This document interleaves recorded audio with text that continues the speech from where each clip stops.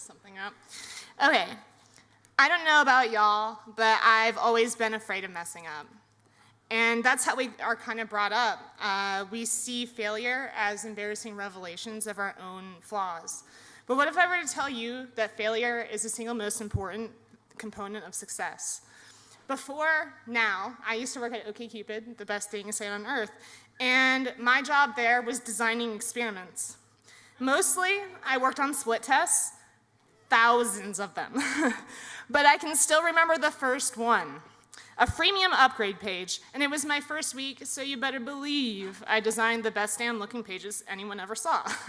And I was ready to put them to the test.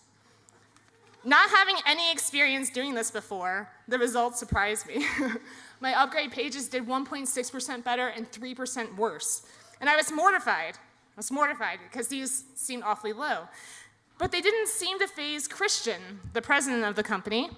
He told me that the normal conversion rate is about 2%, and that anything higher than that is good to him, and to do the experiment again.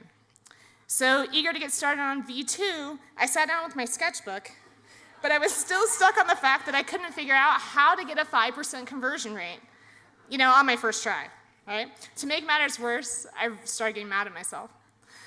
So I began to think things like, damn, if only I made that button bigger. And that's when it dawned on me. All the things that weren't working were showing me what was working. And, so I took more chances and I did more experiments. And I came up with these hypotheses showed me that all I need to do is fail fast. And so I did. And then last January, my world stopped turning when my mom died. And very soon after that, I was reminded that the world didn't actually stop turning because my kids still needed to be fed. I still had to be the ones to do it, to be the one that did it. Sorry. And there it was again, that tick in my brain. I couldn't believe that this had happened to me. And then I was mad. I was so mad that I know that every single person that knows me felt it. And then all I could think of, man, is there something I could have done? And it haunts me today. And, there's days that I can't get out of bed, even still. And then there are days like today that are good and awesome and cold. Dear God, they're cold. You see, when my mom died, what I went through on all my experiments at OkCupid and failing was very similar to the 5 stages of grief. Every failure led to denial, anger, bargaining, depression, and ultimately acceptance.